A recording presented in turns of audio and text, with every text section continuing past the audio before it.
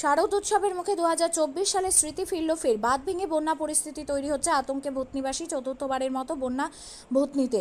গঙ্গার গ্রামে রতুয়ার পশ্চিম রতনপুর ভাঙা বাঁধ দিয়ে গঙ্গার জল হুহু করে প্রবেশ করছে ভূতনিতে। বাঁধ চাপিয়ে জল ঢোকায় ভূতনিতে আতঙ্ক। জলের তলায় ভূতনির বিস্তীর্ণ এলাকা। সেচ দপ্তর এবং তৃণমূলের চোর মন্ত্রী বিধায়ক থেকে তৃণমূলের নেতারা ভূতনিতে লুটরাজ চালাচ্ছে।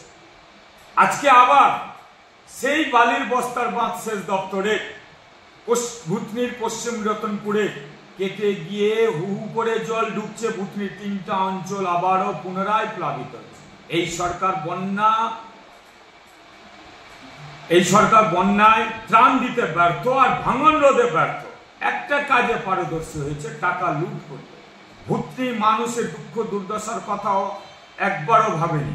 তারা সেখানে বালির বস্তার বাঁধ দিনের বেলা বিছাচ্ছে, রাতের বেলা চুরি করাচ্ছে আর কোটি কোটি টাকা আত্মসাৎ করছে। আর উদ্দেশ্য একটাই, সেখান থেকে প্রচুর টাকা কামাই করা।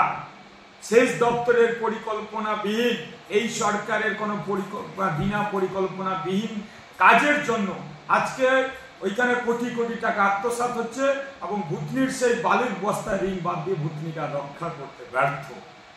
তারা বালির বস্তা দিয়ে ভূতনির যে বাঁধ রক্ষা করবে সেটা করতে ব্যর্থ। স্থায়ীভাবে কোনো পরিকল্পনা করছে না। উদ্দেশ্যটা একটাই, সেখানে কামাই করা, ভূতনিকে রক্ষা করা নয়। ভূতনিকে শেষ করার এদের কাজ, ভূতনির মানুষকে বিপদে ফেলায় যাচ্ছে কাজ। যদি উপযুক্ত তদন্ত হয়, এরা প্রত্যেকে নেতা মন্ত্রীরা তৃণমূলের আর প্লাস আধিকারিকরা প্রত্যেকে বিপদে পড়বে। কারণ সেখানে তো কাজই করেনি, নামে মাত্র কাজ দেখে পুরোটাকে আত্মসাৎ করেছে, কোনো পরিকল্পনাই নাই। যত বাঁধ তৈরি করেছে সমস্ত বালির বস্তা বাঁধ সমস্তই নদী গর্বে, আর ভূতনিতে হু করে জল ঢুকে পুনরায় প্লাবিত হচ্ছে। এই হচ্ছে তাদের